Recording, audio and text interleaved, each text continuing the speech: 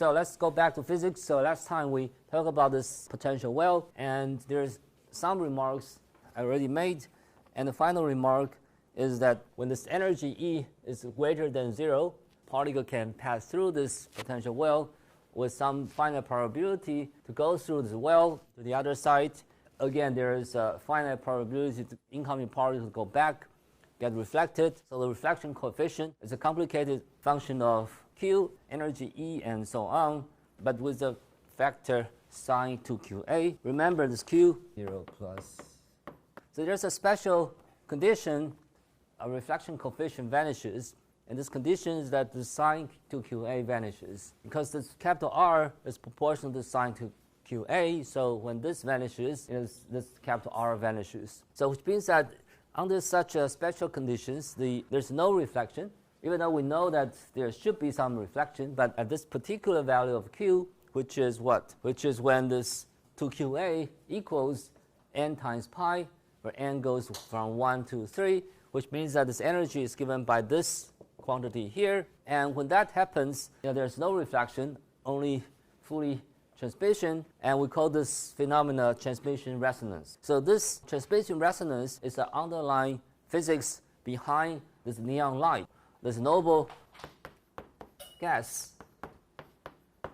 under electron scattering, which may get a total transmission, or you see the neon light shining, and the reason why it's neon light shining is because you can easily get this resonance condition where there's no reflection but the total transmission.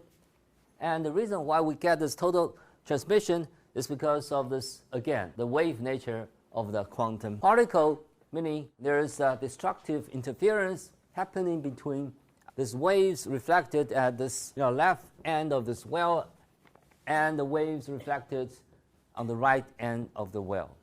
You can imagine that some part of the wave just go back and forth, right? Inside the well, and this well, solution inside the well is something like A sine QA plus B cosine QA, right? Which means that this waves inside the well get multiple reflections. At the special value of Q, when this 2QA equals to n pi, this multiple reflections get interference, and this interference is destructive. Will get interfered by the other waves that reflected twice and the third time, and so on and so forth. So those waves that get multiple reflections inside the well get interference, and this interference is destructive, so that there's no waves that get reflected finally, no final reflection, because those waves that get reflected get multiple interference, lead to this destructive interference, so that only this transmission wave is possible. So even though this energy is finite, not infinite, but at a particular value of Q, you get this transmission resonance, a purely quantum mechanical phenomena. And this quantum phenomena is real because we are living in this world of neon light. So neon light was invented, please Google, maybe early 20 or mid 20th centuries, something like that. We live in a world with neon light for a century, almost a century. These phenomena is purely quantum mechanical.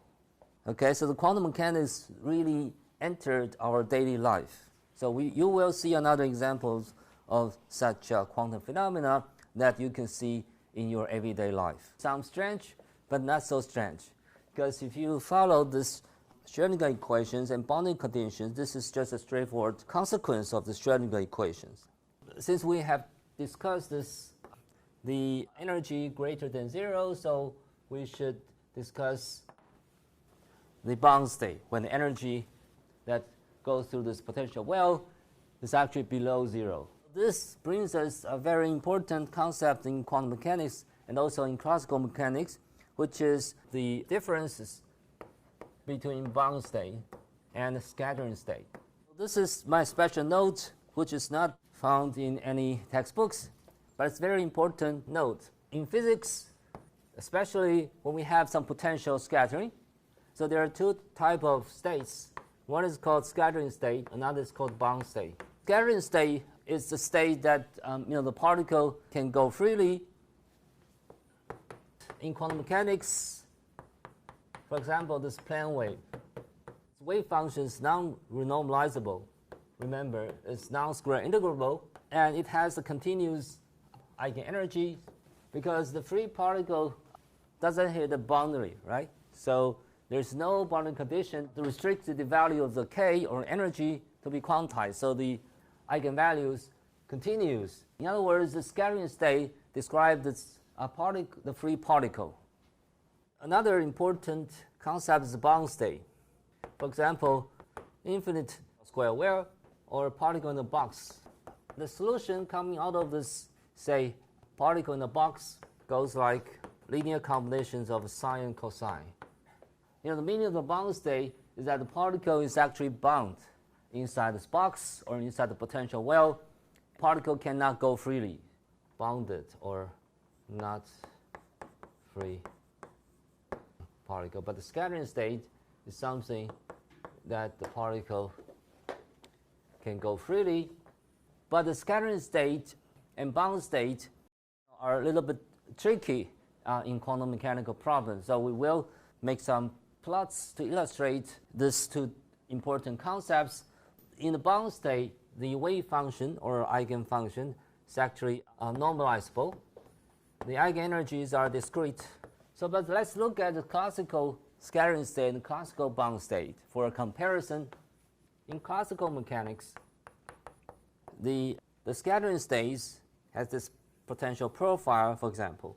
So if we have potential like this solid curve, particle carrying energy E hits this potential. In the classical mechanics, you know that when this particle hit the wall like this, it will be a turning point.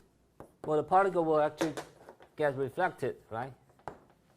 When the particle gets reflected, the classical object, this energy that carried by the reflected particle is actually higher than this potential barrier anywhere on this side. There is no barrier to actually stop this particle from moving. So the particle, when it gets reflected, is moving freely. So it's a free moving reflected particle in classical mechanics. It is the scattering state.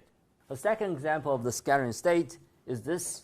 If I have a potential bump like this, but my energy, classical particle, is actually higher than the bump, it will feel almost nothing, so it's just simply pass through this barrier or the bump. This particle is actually moving freely. It's a free particle. So these are the examples, simple examples in classical mechanics that the particle can go freely even if it hit the potential.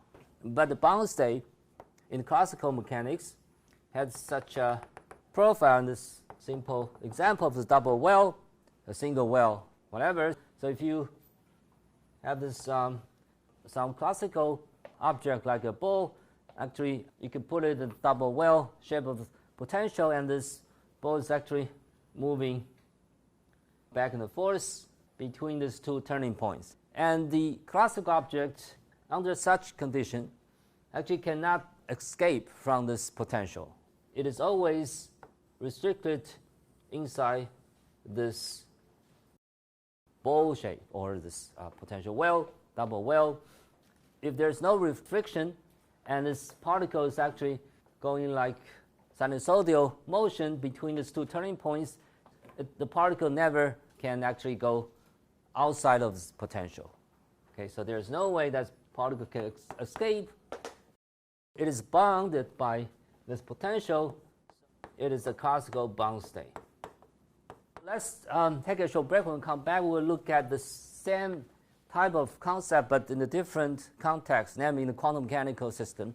Quantum system, some classical bound state is actually a quantum tunneling state or a scattering state. So let's take a short break. So again, we look at this scattering state and this bound state in quantum system.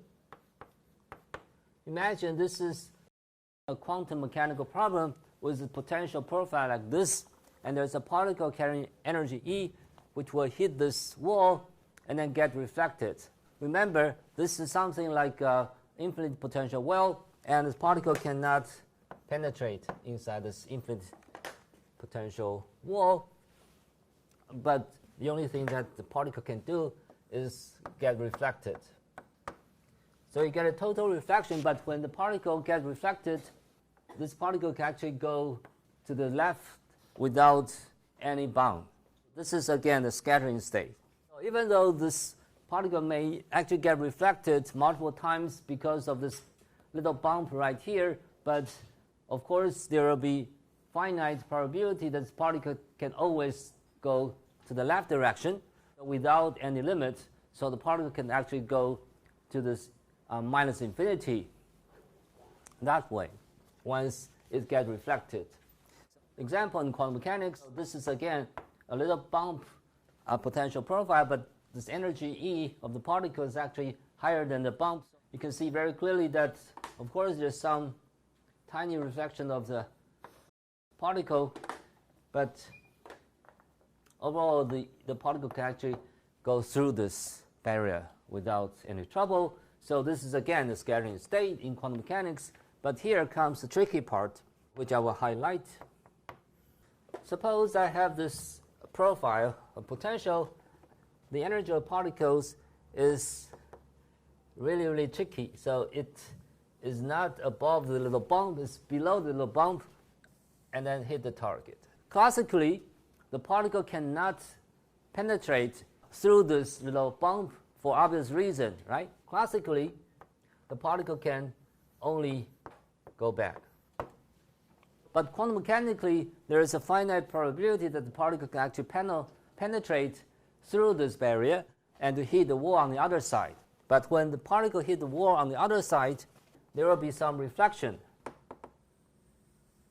But if this is just a classical particle, then the particle is just trapped inside this potential well. But since this is a quantum mechanical problem, the particle can also tunnel through that bump in the middle and go straight to the left.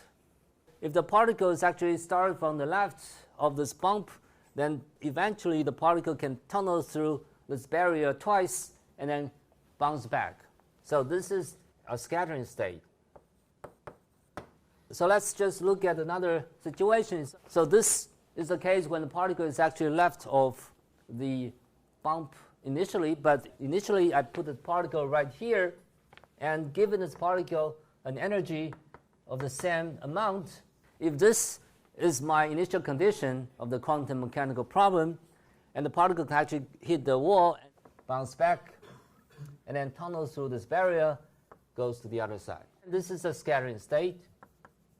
However, the key point is here, if I start from here, but if I consider a classical particle, if I start here, in the classical problem, and this orange ball will actually remain inside the well always, right? Remember, this is just a classical problem. If I make the classical and the particle remains inside this well. So classically speaking, this is a bound state. So the classical bound state could be a quantum scattering state, depending on whether this problem is a classical problem or a quantum mechanical problem. So this is really a tricky thing that you should really pay attention to, the difference between the bound and scattering state, depending on whether this is a classical problem or the quantum mechanical problem. The quantum bound state really applies to this problem like this,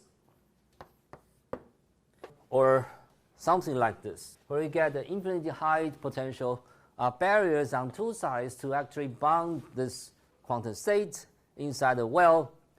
If you have any little chance that this particle can actually tunnel through this finite barrier, then the particle will tunnel through this barrier without any limit. The classical bound state in quantum mechanical system is a scattering state. The true quantum mechanical bound state is something like this, So let me just summarize.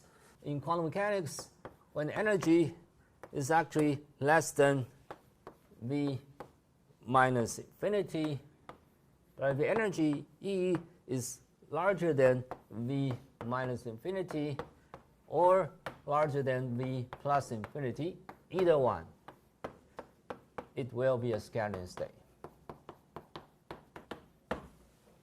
This is the final criterion that you could check whether the state is a bound state or a scattering state in quantum mechanical problem.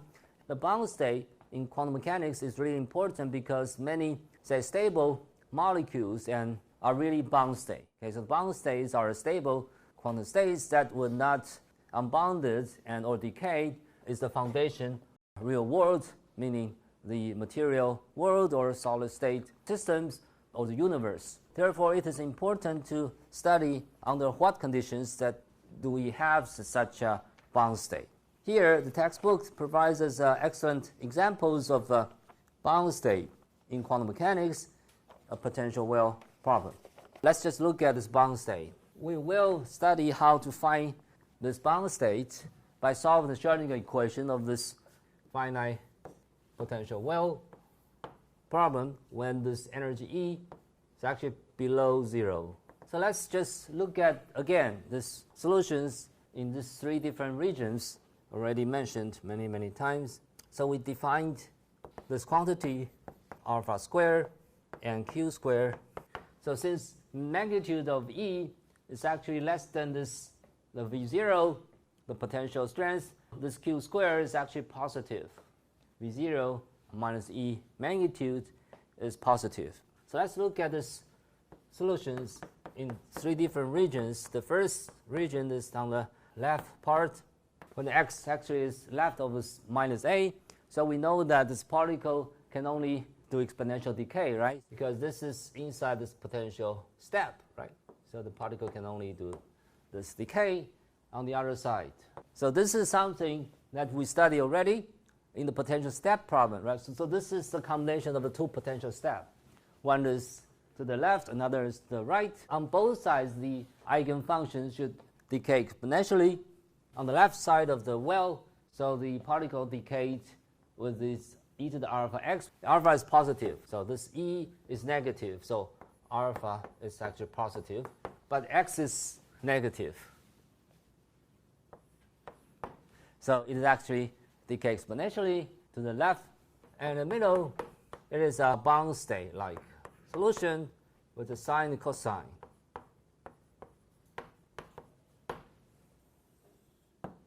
Something like that.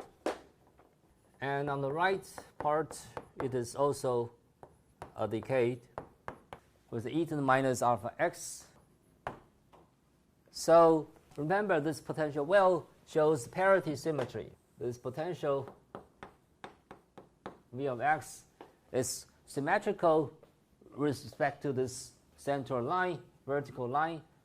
It shows a parity symmetry. So from earlier discussions, we know that when this potential shows parity symmetry, the eigensolutions must be divided into even parity symmetry solutions. You get U even and U odd. You can easily find that when this U is even, parity symmetry, you get C1 equal to C2, and B is 0. When U is odd, then C1 is actually minus C2, and A is actually 0. You simply just get rid of the other parity symmetric solutions.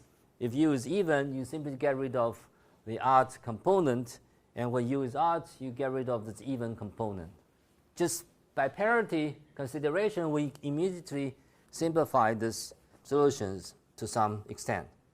Finish the remaining job, which is evaluating the boundary conditions. Again, from our earlier experience, we could take the ratio of this du dx to this u and make it continuous on two sides of the boundary. When this is at x equals to a, you get this condition, which tells you that you must find a solution to satisfy this equation. For odd parity solution, again, you could just use one of this boundary condition, and you get the other similar but different condition you need to solve. So we will solve these even odd parity eigenfunctions separately. You can see that this is a little bit complicated equation because alpha is a function of your energy, E, and Q, again, is a function of a V0, and E, there is a tangent QA on the right side of the equation, the cotangent QA times Q. It's not so easy just to solve this equation directly, but we could just make a plot. Graphs and figures to actually rewrite this equation in terms of some function, then we could, function of Q, and then we could simply just make two plots and find the intersection. So let's just start with the even solutions. So we can define a very convenient variable, which we call this lambda. We can also define a new variable called y, which is q times a. This alpha squared, let me just repeat right here, and q squared. So the first condition, alpha, is given by q times tangent of qa in this new variable, expressed in terms of lambda and y, like this. You could just convert this alpha and q and tangent q a into this lambda and y. On the right side of the equation, you get y times tangent y. The alpha is actually square root of lambda minus y squared. So then you move this y from the right to the left part of the equation, so you get this equivalent equation. So this looks more convenient because we could just make two plots separately for this left of the equation and the right side of the equation. So we make a plot of tangent y, a plot of this square root of the lambda minus y squared divided by y, and then we find the intersection between these two figures and two curves, and the intersections are solutions. And this is the only way that we can find the solution. But of course, you could solve this equation numerically, computer programming or software. So let's take a short break. When we come back, we will start to look for the solutions, intersection between these two curves for the even parity eigenfunctions.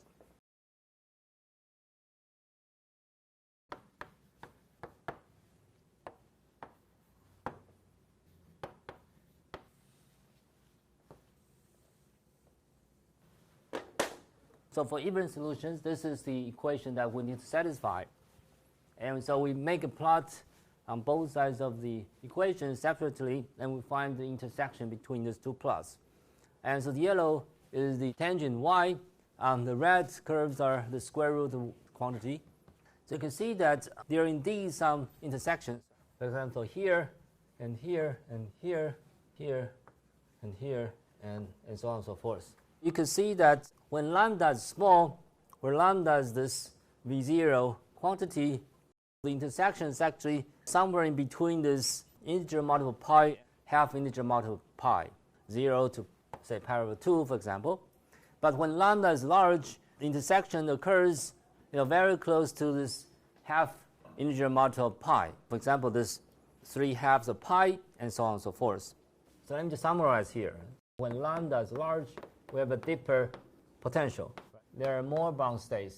So when lambda is large, you simply just follow the longest red curve, and which intersect with this yellow curves at 1, 2, 3 different points. Namely, we get 3, say, bound states. But when lambda is small, there's only just one intersection. And this is reasonable. Remember, when this V0 goes to infinity, we actually go back to this particle in the box problem, where this box has this potential, the value of infinity on both sides. So V0 goes to infinity, which means that this potential L is actually infinitely deep.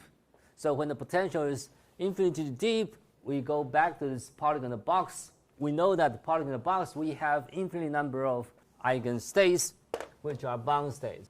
So the number of eigenstates go to infinity when we really consider infinitely deep potential well. But when the potential well is actually not infinitely deep, meaning it has a finite V0, When that happens, you have only finite amount of bound state. The potential well is not deep enough to support infinite number of bound states. But you can imagine that I could actually make this potential well even shallower. So for shallower and shallower potential well, you can imagine that you may at some point miss most of the bound states. Maybe there's just 1 or 2 bound states remains when this potential well is really shallow. And this is something that we need to figure out. How many bound states are there for how deep this potential well? From this intersection between this red and yellow curves, we can immediately see that for this very shallow potential well, you get only 1 bound state. But for a much deeper potential well, you get many, many bound states, and so on and so forth. So this is a consistency check. When lambda is small, but no matter how small it is, when lambda goes to 0 plus, meaning you just have tiny little bit shallow potential well, and there's always a bound state, at least. If you look at this figure, you can immediately see what I mean by that. So no matter how shallow this potential well is, there's always a bound state. You can see that tangent is actually go from 0 to infinity, between, say, 0 of y and pi over 2 of y. And the red curves has come from very high infinity to the left, and then it actually dropped to 0 at some point of y. You see that the yellow and red curve always have intersection, no matter how shallow. If lambda is very, very shallow, you will get what? This red curve actually move towards the origin, right? But no matter how close that the red curve close to the origin, there's always an intersection between red and yellow. This is what I meant by that. No matter how shallow the potential well is, there's always exists a bound state. And that bound state is actually the ground state of this potential well problem. Because it is the even parity solution, you get a cosine function. You can see very clearly that, make a plot of this. The first even solution is the ground state, which is simply just a cosine function with exponential decay outside of the well. The second bound state with the even parity solution is again a cosine function, but it shows curves. You need to show still even parity. It has this curves like this. It is actually E even, which is just right above this E0 even. But of course, there will be some odd parity symmetry solutions somewhere in between these two even parity solutions. These are the two lowest even parity bound states that you can find. But this property that you always have a bound state, no matter how shallow its potential is true only for a one-dimensional attractive potential only. And it is not true for a three-dimensional potential. So namely, this is simply just unique properties of one-dimensional potential well, and for three-dimensional potential well, you may not have any bound state if the potential well is too shallow. But for one-dimensional attractive potential like this, you always find a bound state. One more thing, when lambda is really large infinity, the solution could be analytically computed, which is this. Remember, y is actually q times a, right? So qa is actually n plus 1/2 times pi. It is a solution that we found earlier for the potential in the particle in the box. This is precisely the solution that we found earlier, but we can check this is also the correct tendency that you can see from this intersection. So the intersection point between yellow and red actually move towards the half integer multiple pi. If lambda is large and larger, then this intersection point is actually moving towards this 3 pi over 2, 5 pi over 2, and so on and so forth. And when lambda goes to infinity, you get the solutions exactly at n plus 1/2 times pi. And this solution is what we found earlier. So, which means that our solutions are really consistent with this potential in the box, in the sense that when V0 is infinity, we go back to the earlier solution. But when V0 is finite, we need to use this plots and to figure out the solutions. So let's look at this odd parity solution.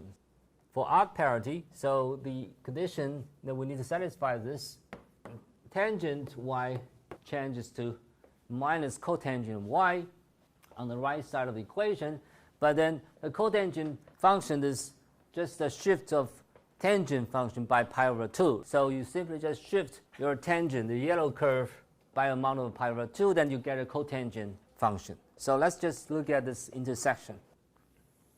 So again, this is pi. So now this is cotangent.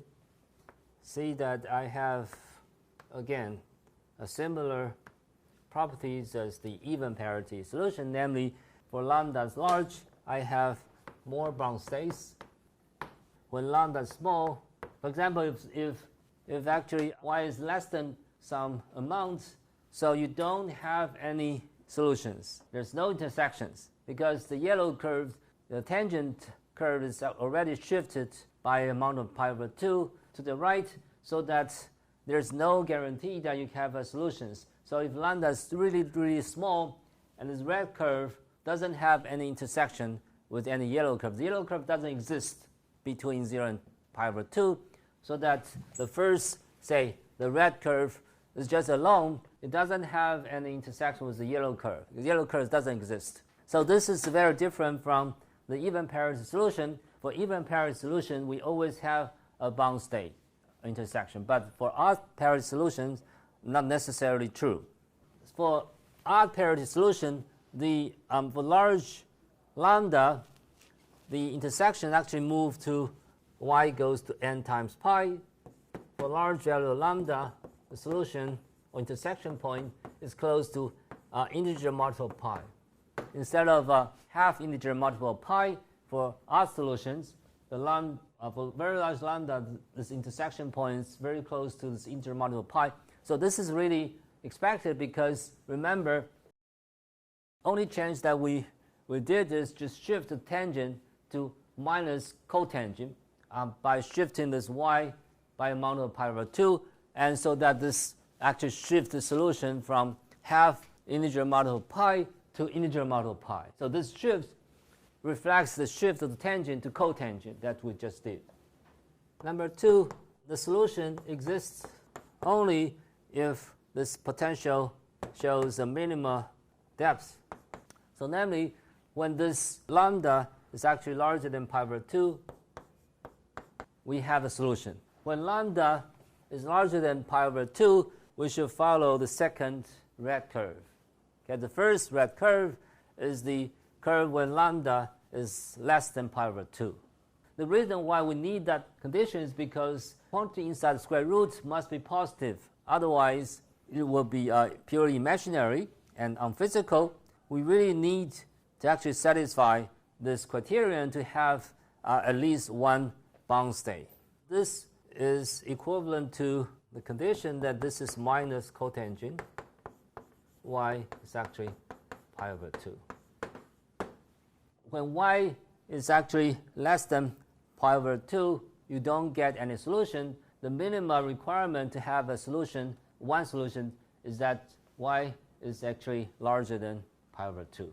This condition is equivalent. So if you simply just convert lambda back to the V0, and you see that V0 must be larger than some number in order to support an odd parity solution. So and this is the condition that we need to satisfy.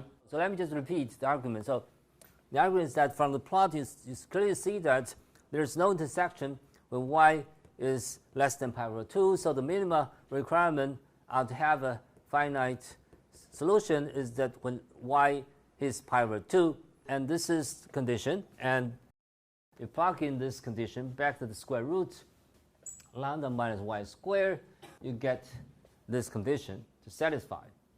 This tells you that the V0 must be larger than or equal to some number in order to support at least one bound state for the odd parity solution. Let's take a short break. When we come back, let's discussed and introduced very important concept called a binding energy. Quantitative features of eigenfunctions is to match the boundary conditions. Sorry, before we take the break, so let me just sketch the first odd parity eigenstates that we can find, which is sort of a sine function. If this is the potential well, and this is your E odd first one, and we know that this will be an odd parity, so it should look like a sine function and then exponential decay like this. It's the shape of the first excited state, which is odd parity. We later will see that the ground state is this E0 even, and the first excited state is the E odd 1, and the second excited state is E even 1, and so on and so forth. You get this alternating even odd parity solutions as you move to the higher and higher energy levels, which is the same as we already studied in the particle in the box. Okay, so let's take a short break. Okay, so let's continue. So let's define a very useful quantity called the EB, or binding energy. The way that we define the binding energy is through this alpha that we defined earlier. So the meaning of this binding energy is the amount of energy that you could support the bound state or to bind your particle, inside this potential well, and that's called the binding energy. So how large or how strong the binding force that you can confine your particle inside the well, and we call this binding energy, which is nothing but the magnitude of your incoming energy. This quantity is related to the alpha square that we will see in just a moment. And we have also Q squared. Here comes the very important qualitative features, those eigenfunctions that we could argue by matching the boundary conditions. Meaning the wave function should be continuous at the boundaries. But we know that outside of a well, the wave function decays exponentially, but inside the well, the eigenfunction goes like sine and cosine, combination of this sinusoidal functions. But these two type of different functions may match or may not match at the boundaries, depending on how these curves are curved, or how flat or how really curved they behave inside and outside the well. So we need to really match the boundary condition. Otherwise, we don't have any solution. So if they, we'll see in just a moment. So if they have a kink, then this cannot be a solution. A kink is the kind of sudden change, but still continues, but then there's a really sharp edge at a turning point right here. If you take the derivative of this wave function, which shows a kink, and this derivative, the first derivative, would not be continued. We do not allow this kink to exist. So there's no way that the wave functions at boundaries will show the kink, because the kink refers to the discontinuity of the first derivatives, your solutions. So because the first derivative, your solution, has the meaning of this momentum. So momentum must be continuous. And therefore, we need to really match the boundary condition perfectly in order to satisfy that this wave functions at the boundaries go as smoothly as possible. At least there shouldn't be any kink or jump. And this is what I meant by matching the boundary conditions. We need to really find out how this wave function decayed outside the well and how the sine cosine function behave inside the well. And then we need to match those sine and cosine function with this exponential decay function right at the boundary. So let's just look at this qualitative argument. EB, the binding energy, or alpha, is large, and we know very well that Q will be small. And the wave function, under such conditions, becomes really, really flat inside. But outside of the well, the wave function is really decayed really fast. Let's look at this statement right here. So when alpha is large, or EB is large, so you get a very strong binding energy. But this E is actually, the magnitude of the E is actually smaller than this V0, so that Q is still a real number, which means that 2m V0 over h bar squared is larger than the alpha squared, but the Q squared becomes smaller and smaller. If alpha is large, then Q is small. If alpha is large, then Q is really small.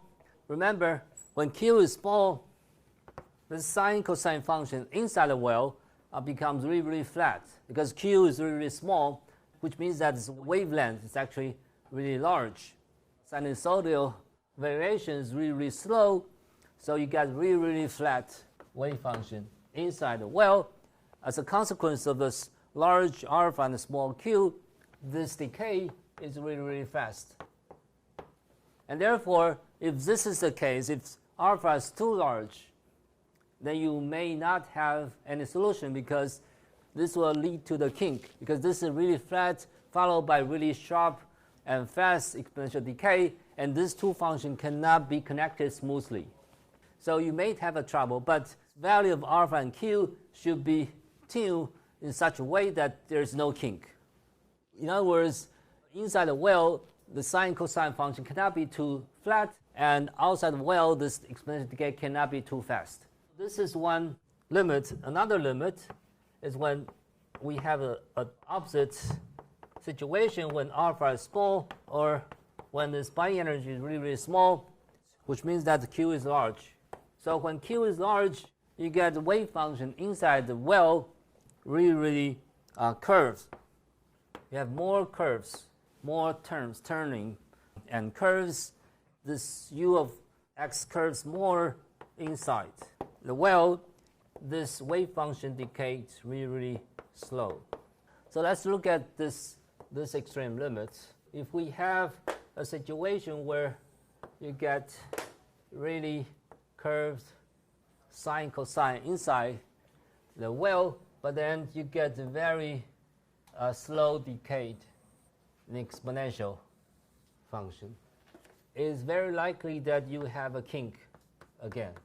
We should really exclude these two extreme limits where you get very flat, over flat wave function inside the well, but really fast exponential decay. Neither can we have a second situation where you have many curves inside this, but then really flat exponential decays. So these two extreme situations should not be allowed.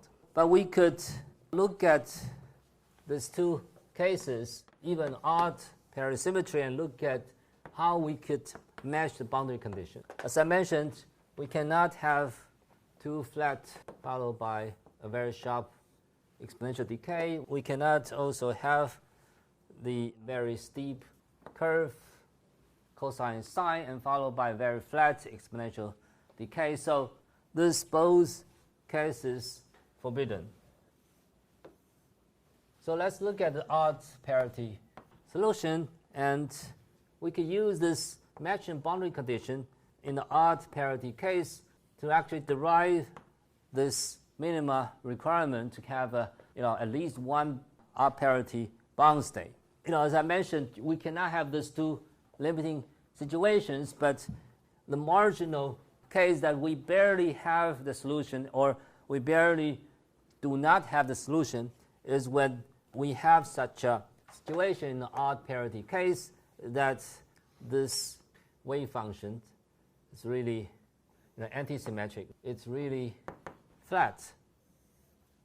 When the sine QA is actually 1, meaning you really reach the condition when this sine function actually hit these two boundaries, it is a maximum value. So when the sine function is actually maximum value, this is the minima requirement for this Q to actually smoothly connect to the exponential decay.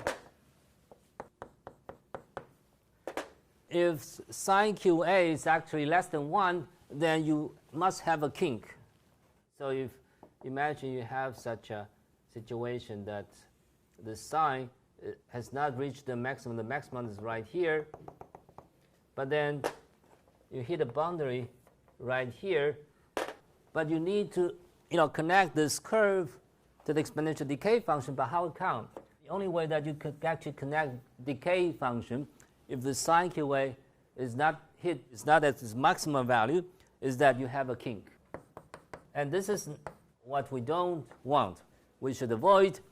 Therefore, to really smoothly connect these two parts of this wave function on both sides of this boundary is that when sine QA is actually the maximum. But if this is over maximum, is on decay side, well, that's more than welcome, because you can see very clearly that if the sine is really over the maximum in the decay part, right? So the sine is actually going down when it hits the boundary, and it can for sure connect to the exponential decay in a smooth way. The borderline situation is when sine QA is 1. When QA is less than pi over 2, you have a kink, which is not allowed. But when QA is larger than pi over 2, you don't have a kink, which is okay. And this is precisely the condition that we figure from this intersection of these two curves. This QA must be larger than pi over 2 or equal to pi over 2. This is a condition that we can match the boundary condition.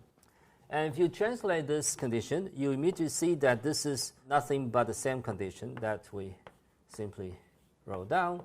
And therefore, we could derive the same requirement conditions under which we have at least one bound state in the odd parity solution by simply just matching the boundary conditions of the wave function at two boundaries. We don't even need to actually plot this cotangent of q of y and square root of the lambda minus y squared.